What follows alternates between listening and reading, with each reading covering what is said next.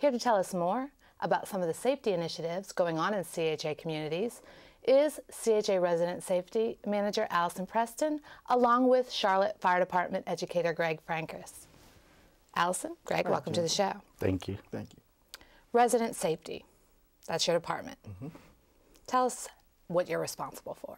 Well, resident safety is responsible for reducing the crime in public housing sites and other affordable housing communities, as well as providing crime prevention education classes for our residents so they won't be involved in crime, be a victim of crime, to improve the quality of life for our residents.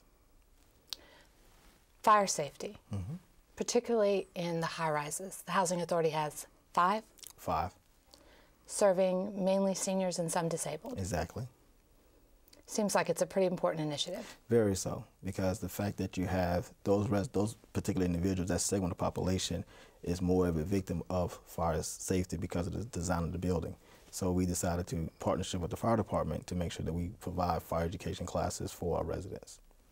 Now, Greg, you are one of the fire educators that come out to talk to the people in the high-rises. Can you tell us a little bit about what you do at the high-rises and how often you do it? Yeah, we try to get out twice a year to each high-rise and do a fire safety program for them. Typically, one will be on fire evacuations and fire drills, and the other will be on a general home fire safety. After each of those classes that we do, we go back about a week later and then actually conduct a fire drill at that high-rise for the residents. Now, these fire evacuations and fire drills can be pretty tricky because you're dealing with seniors and you're dealing with tall buildings. Last year, the Housing Authority did a mock evacuation at Edwin Towers. Correct. Can you tell us a little bit about what that involved, who was involved in it? Wow. Last year, on October 12th, actually to be exact, the Housing Authority did something that no other housing authority has conducted within the U.S., and that was to evacuate a senior high-rise building, the whole building, due to a stratigraphic condition. So what we did was created a scenario that was a natural gas leak, and we had to evacuate the building. So we partnered with Charlotte-Mecklenburg Fire Department, Charlotte-Mecklenburg Police Department, the Charlotte-Mecklenburg Emergency Response Team, and several different agencies around this community, Red Cross, and I'm trying to think, just slipped my mind, but other agencies with Medic was involved, exactly. And we had like a 6 months planning, where we started planning 6 months out, and we decided this would be the day, and we wanted to get involved with it because another federal agency was involved as well. And we conducted that drill on October 12th. That seems like a really good idea because this way you're being proactive in looking at what would be done with the different agencies as well as the residents in the building in regards if there was a real emergency. Correct. A lot of the residents, I happened to be out there that day, could get down on their own, but there were some that would need assistance, and that was the fire department's role to help them get out of the building. How did it go that day? Greg, you want to? Well, I think we learned a lot.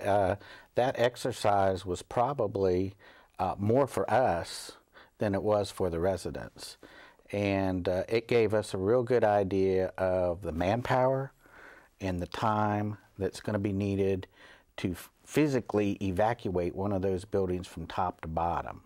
Until you actually do it, you can talk about it a lot and you can maybe imagine what it's going to take, but when you actually have an exercise where you can measure your response and go back and do an evaluation of how things went and identify certain areas, it really, really goes to improve the likelihood that in the event of an actual evacuation, the process will go much, much smoother and safer for everybody involved.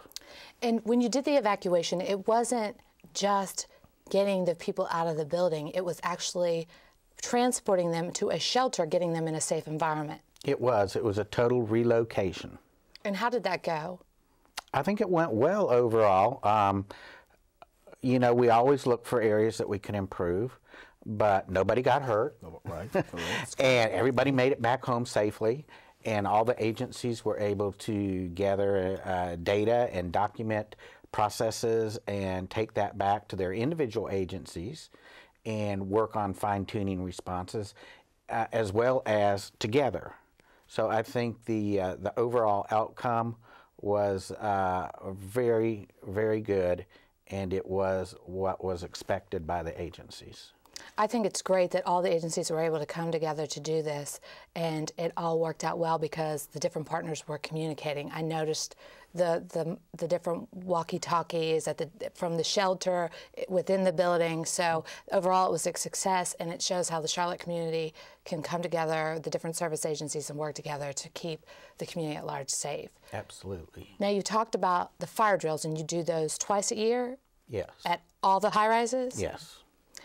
And then those are ways to prepare in case there is a fire. But I think what's also is very important, and is something you teach regularly also, is prevention, knowing what are causes of fires and things like that. Can you talk to us a little bit about residential fire safety? What are some of the leading causes of residential fires? Well, it's a fact that residential fires are the biggest problem we have in the fire service.